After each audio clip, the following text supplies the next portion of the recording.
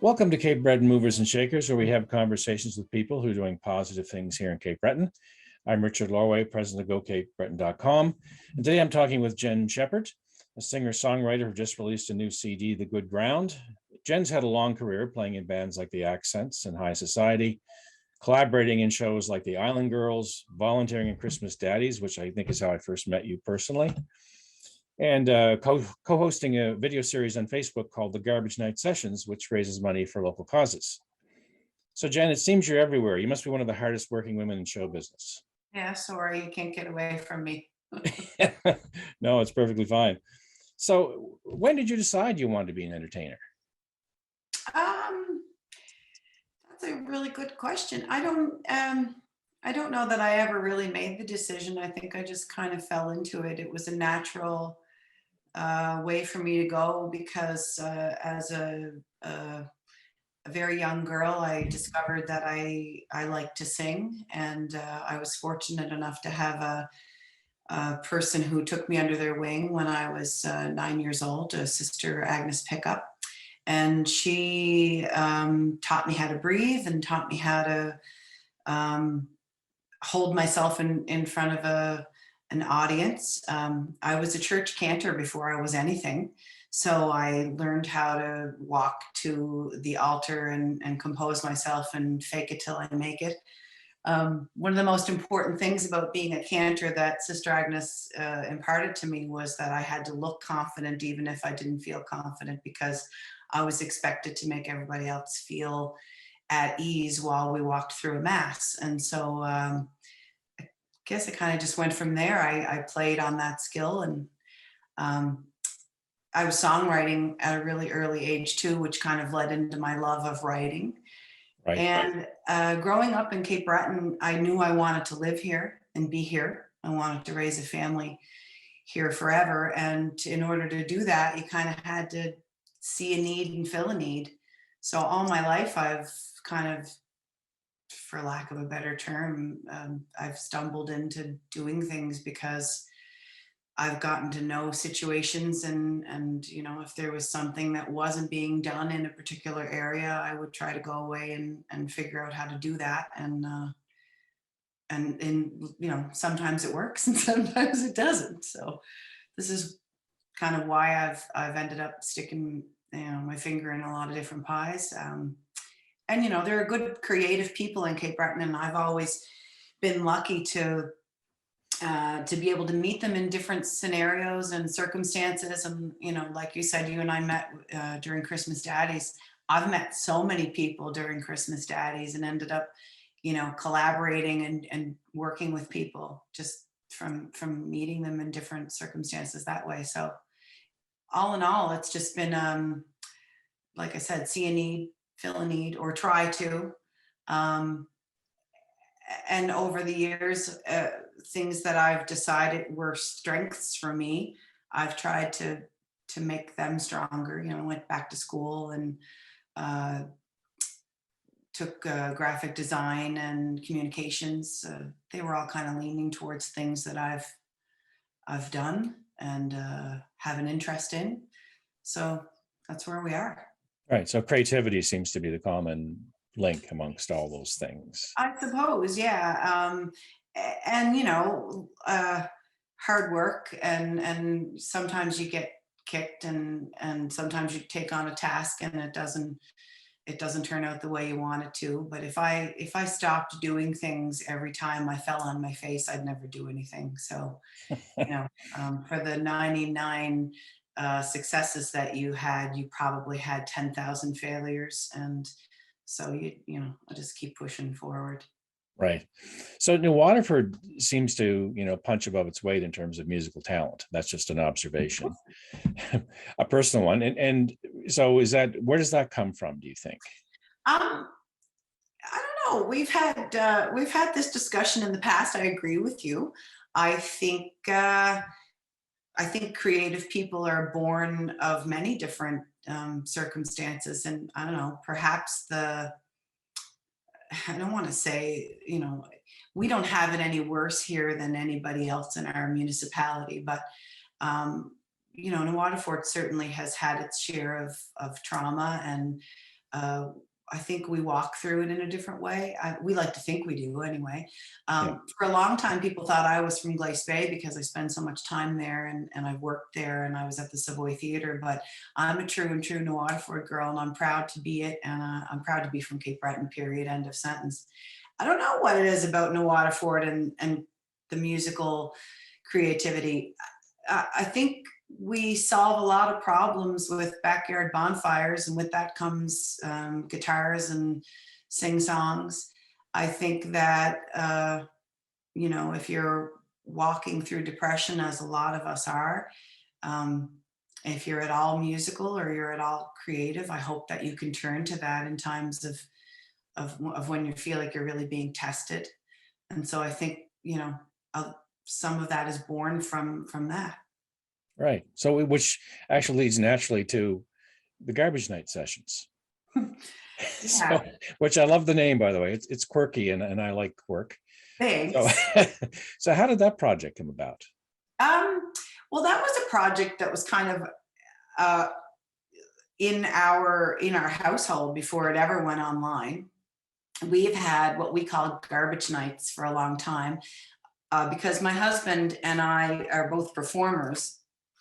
A lot of the time, a Friday night was not available for us to have a date night, or just a gathering of friends and family. And so we kind of bumped it back a day, and we would take Thursdays, because Friday morning the garbage would get picked up, so Thursday night you have to put the garbage out, which nobody likes to do. No. And so we would take our garbage, we organize it all and put it all together, and then, depending on the weather, sometimes we'd say, well, why don't we just, have a couple of refreshments, and we'll open the garage door and we'll light a little bonfire outside. And once we did that, it was like the bat signal in the neighborhood, and it would draw everybody who happened to be just out to the yard, and it would be a gathering spot. We'd just hang around and talk, and sometimes we'd play music, sometimes it would just be the radio and we'd sing along with it, and have a bonfire. And then when all is said and done, we all take the garbage down to the road.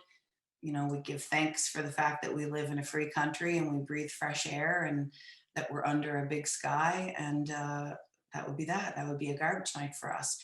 And so when, our musician friends would happen by these garbage night gatherings, they would make comments and say, you guys should put these online, and we'll play live music the way we do around a bonfire. And people would tune in, and, we laughed it off for years. But when COVID hit, somebody said it to us, and it just, we thought, what if we did? What if we just threw it on and see what happens?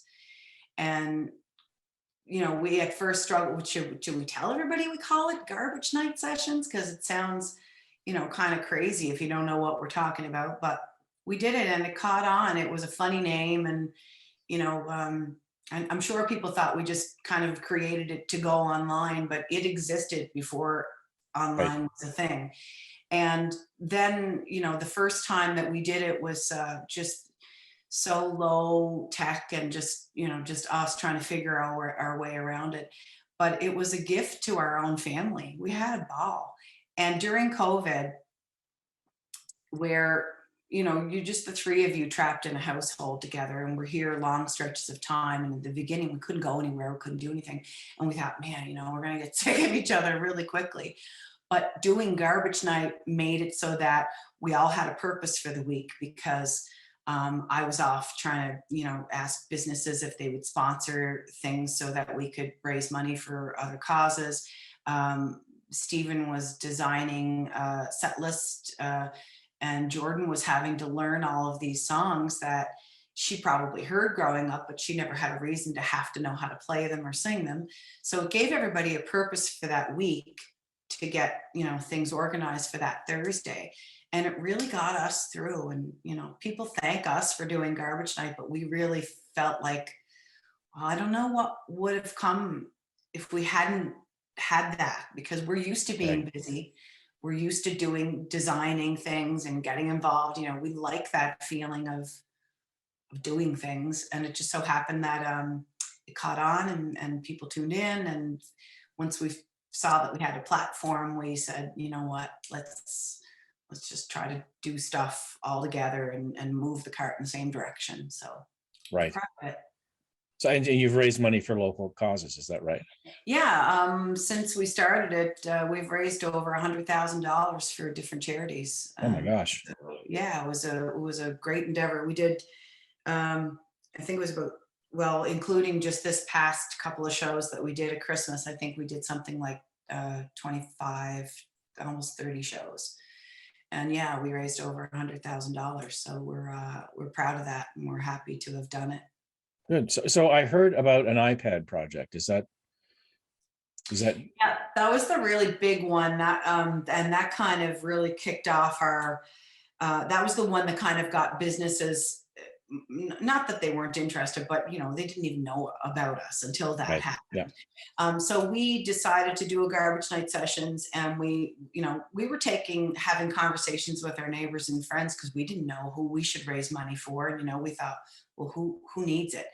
And my neighbor and friend, it was the executive director of the Maple Hill Manor, and she was at an actual garbage night once before and was talking about the real need in her facility for iPads because they were isolated at the time and they couldn't see their family and friends. And she just kind of explained it to us, and it really hit us. It was really, it was emotional. And we thought, well, let's have a garbage night and see if we can't raise enough money to buy a couple of iPads to give to the Maple Hill Manor.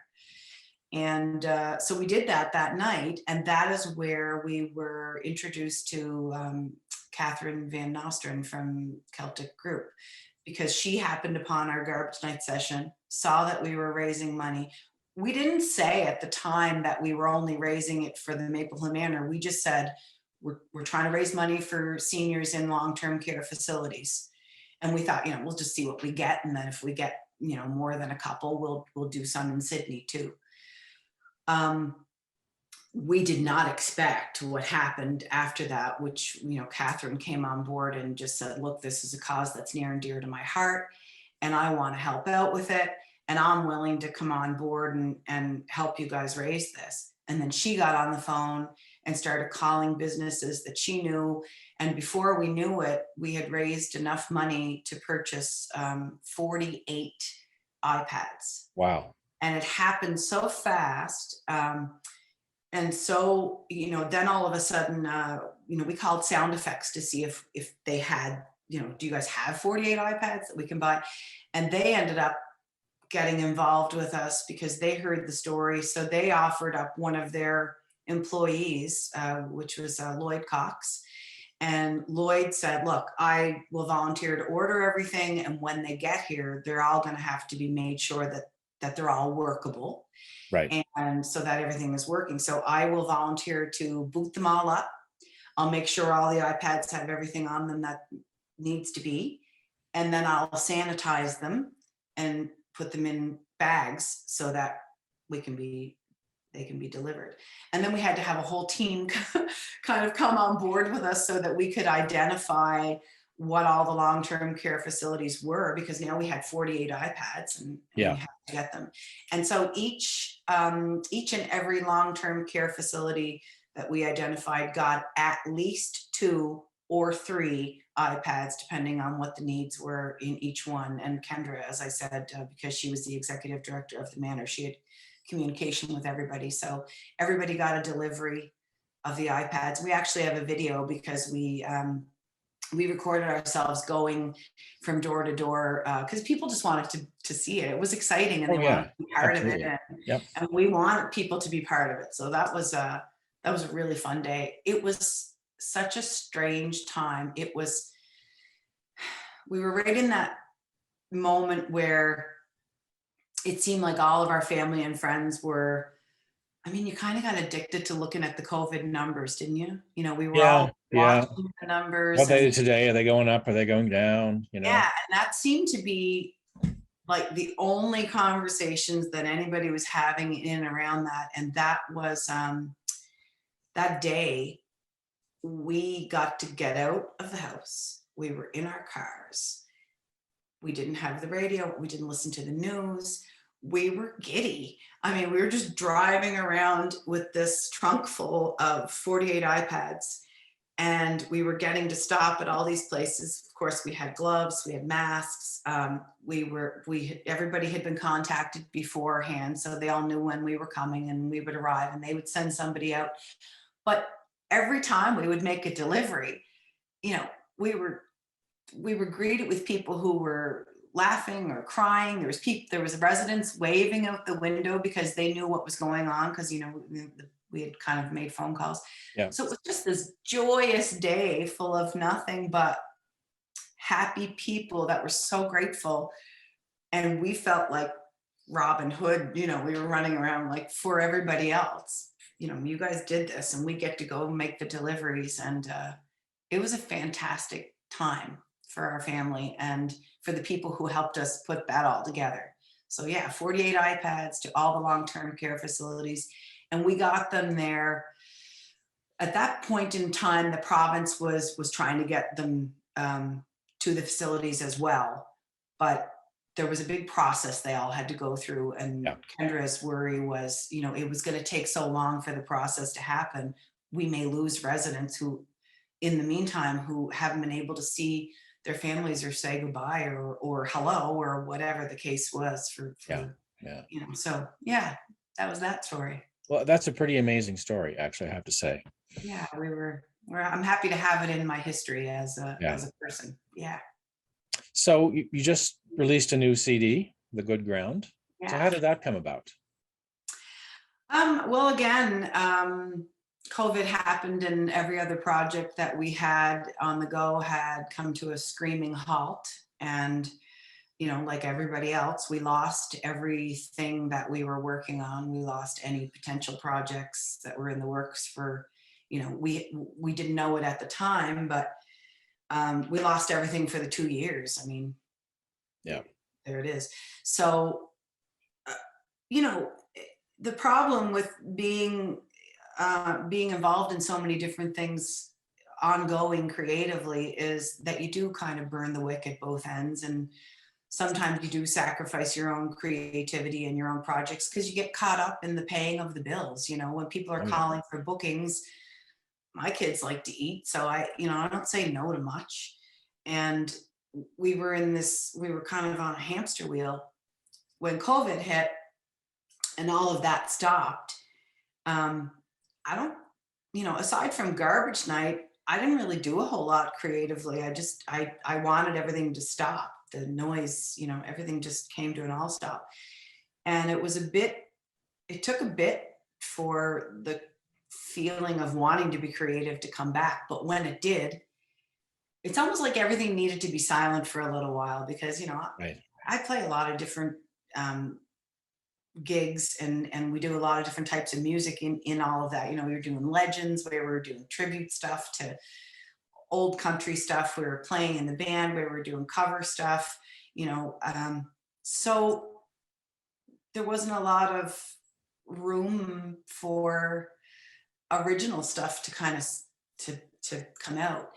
But in the quiet of COVID, it did. And so I started pulling out stuff that I had written 100 years ago that maybe I had started, but I didn't finish, or maybe I did finish, but I revisited. And I had stuff that I had written with Fred Lavery that we kind of did it for the summertime review, but we didn't get to revisit it. So right. That's how that came about. And we had the time to put it all together. And not only did we have the time to put it together, but we were like, there's studio time because nobody was booking. And all of my musician friends who are super talented and are involved with everybody else's projects in the year, they weren't working either. So it was like the stars all aligned. I had access to the best musicians, even Gordy Sampson had to come home because of COVID. And so the timing lined up. We were able to ask him to come in. It all worked the way it was supposed to. So I'm not grateful for COVID, but there was a silver lining in terms of my own personal life. So that's how that came to be. So, and where was it recorded? At Lakewind? At Lakewind. Yeah. Right. Yeah. Yeah. And you mentioned Fred. He co-wrote some stuff with you. Yeah. Stephen and I did all of the demo stuff here at our own house.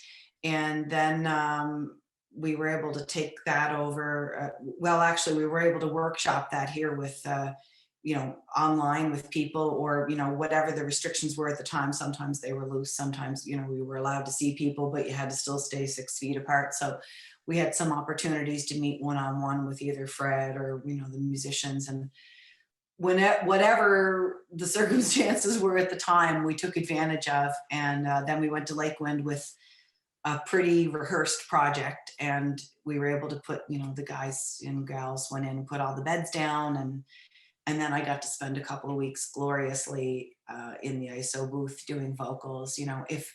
If I could quit all my other jobs and just be a professional studio musician and sing in a studio all day, that's what I would do. So got to do that. It was really fun. Great. So I'm not a fan of pigeonholing anybody's music, but if you had to sort of describe it as a genre, or how would you? I struggle with that because I'm influenced by so many different types of music, because I've been involved in so many different types of music. But I suppose it's probably country at its core. Easy listening, adult contemporary, singer-songwriter. I've had, now that I've started sending songs out to the universe to be tracked by a professional tracker, and I'm getting feedback from radio stations, they are telling me what what genre I am in some cases. And some, people right out of the gate are saying, no, she's country, or she's folk, or she's singer-songwriter. So hard to say. And if you do listen to the entire album, you do find different influences. There's some weird stuff, because I'm weird. And then there's some everyday stuff, because I realized that, I do want to be played on the radio. So you have to kind of conform to that. So Right. Singer-songwriter, country, I guess. Is there an underlying theme to the material, like something you want to say? Yeah, I have a ton of songs that are still sitting on the editing room floor, but ultimately I think we watched it start to take shape. It's a hopeful CD. And I guess, because I put it together during COVID, I can definitely say that I was in a mood.